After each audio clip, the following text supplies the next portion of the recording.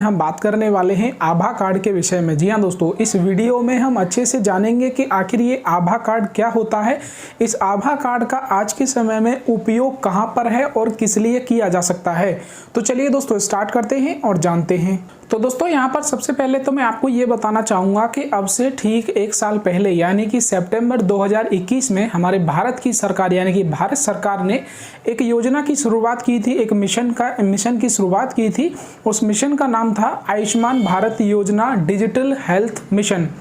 दोस्तों इस मिशन को, इस योजना को शुरुआत करने का जो मुख्य मकसद था सरकार का, वो ये था कि हमारे देश के अंदर जितने भी भारतीय अपना इलाज करवा रहे हैं, कोई मेडिकल सर्विस ले रहे हैं, उन सभी के डेटा को ऑनलाइन डिजिटली स्टोर किया जा सके और उसको आसानी से एक्सेस किया जा सके।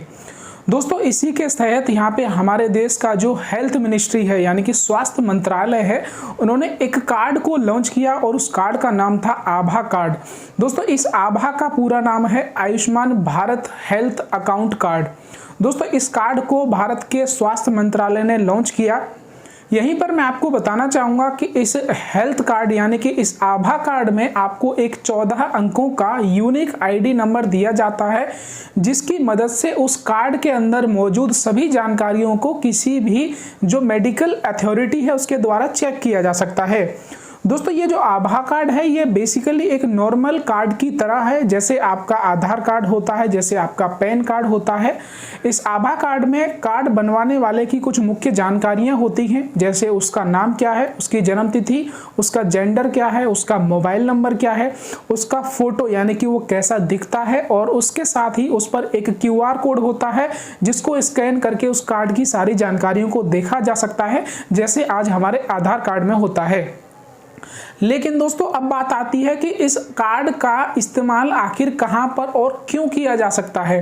तो दोस्तों मैं आपको बताना चाहूँगा कि अगर आप कहीं पर इलाज करवा रहे हैं आज के समय में, तो आपने एक बात को नोटिस किया होगा कि जब भी आप कहीं अस्पताल में जाते हैं तो आपको अपने साथ में कुछ ज़रूरी कागज़ रखने होते हैं। जैसे कि अगर आपने कोई चेकअप करवाया है तो उसका एक डॉक्यूमेंट होगा, आपने अगर दवाइयाँ पिछली बार ली थी हॉस्पिटल से तो उसकी एक स्लिप होगी, उसका एक पर्चा होगा, आपने अपॉइंटमेंट ली है उसकी एक स्लिप होगी। तो कुछ इस तरीके से आपकी जो स्वास्थ्य संबंधी जो जानकारी होती हैं कागजों पर, उन कागजों को अपने साथ में आपको रखना जरूरी होता है। और अगर किसी भी कारण वो कागज आपसे खो जाते हैं तो फिर आपको परेशानियां वहां पर झेलनी पड़ जाती हैं। लेकिन दोस्तों अगर आप इस आभा कार्ड का इस्तेमाल करते हैं, इसका आभा कार्ड को अपने लिए बनवा लेते हैं, तो इसका सबसे बड़ा फायदा ये होगा कि जो कागज आज आपको अपने इलाज के दौरान हर वक्त अपने साथ में रखने होते हैं, फिर वो आपको अपने साथ में नहीं रखने होंगे, क्योंकि जो काम आपका कागजों पर किया जाता है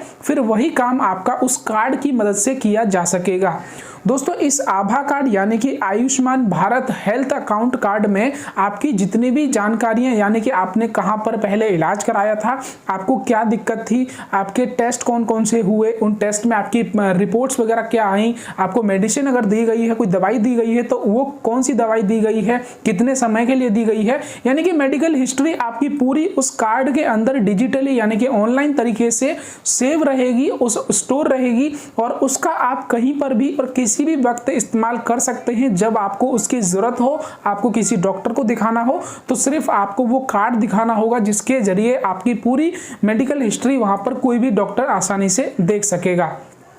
तो दोस्तों ये था कंप्लीट कॉन्सेप्ट इस आभा कार्ड का, और मैं उम्मीद करता हूं कि अब आपको समझ में आ गया होगा कि आखिर ये Ayushman Bharat health account card क्या है और इसका इस्तेमाल क्या है। दोस्तों अगर आपको ये वीडियो अच्छी लगी हो तो हमारे इस वीडियो को लाइक करें, शेयर